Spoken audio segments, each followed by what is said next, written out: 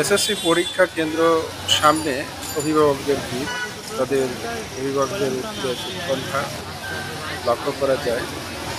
সন্তানেরা ভিতরে পরীক্ষা দিচ্ছে, মায়েরা, বিশেষ করে মায়েরা বেশিরভাগ অপেক্ষা করছেন কখন সন্তান ভালো পরীক্ষা দিয়ে বের হবে। আমরা আজ ধারণ করেছি গোপালচন্দ্র ইনস্টিটিউশন অর্থাৎ জিসিআই স্কুলের সামনে।